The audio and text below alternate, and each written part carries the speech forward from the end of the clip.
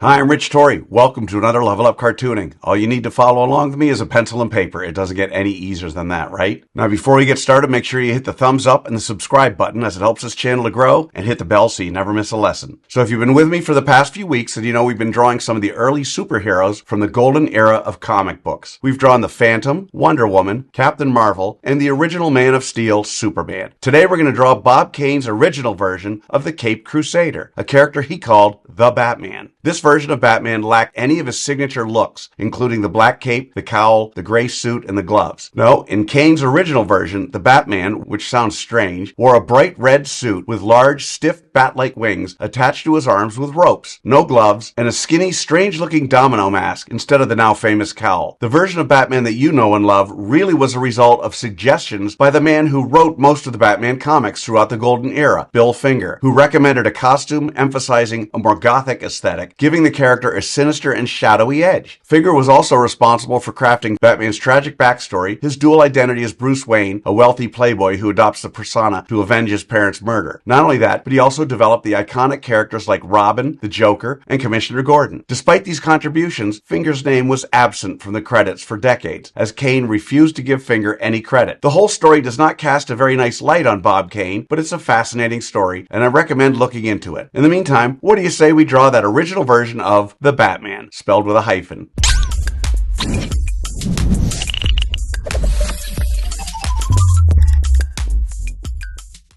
We're going to draw the Batman step by step, giving you the secret formula to be able to draw him again and again. If you've watched any of my other videos, you know I normally use the character's head to figure out how big the entire character is. In this action pose, the Batman is about 7 heads tall. In other words, however tall his head is, his entire body is about 7 of those tall, not counting his raised hands, which is about another head tall. Okay, so what do you say we get started with a roadmap for the original version of the Caped Crusader, the Batman?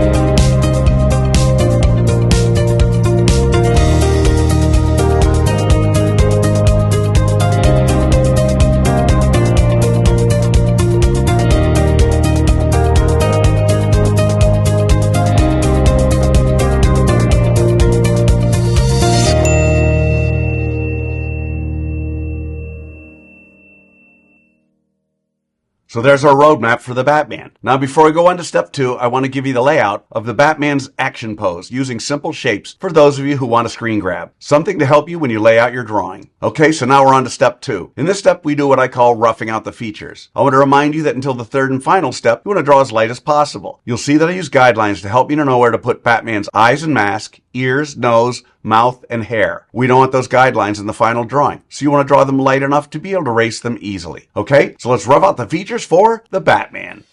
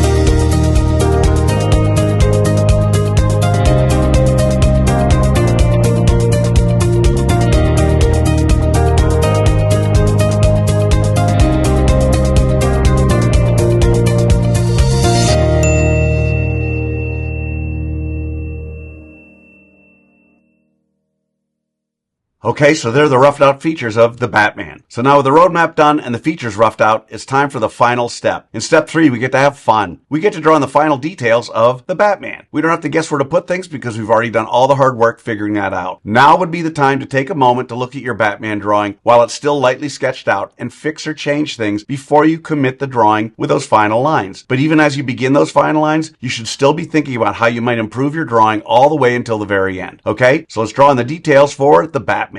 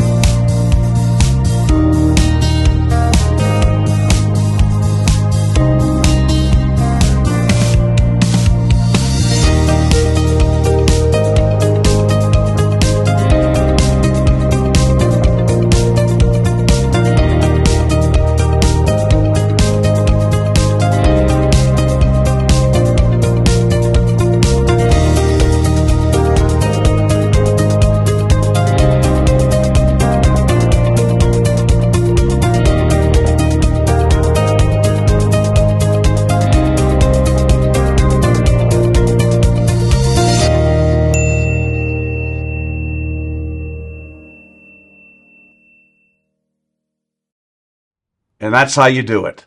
There you have it, from the golden era of comic books, Bob Kane's original version of the Caped Crusader, known as the Batman, spelled with a hyphen.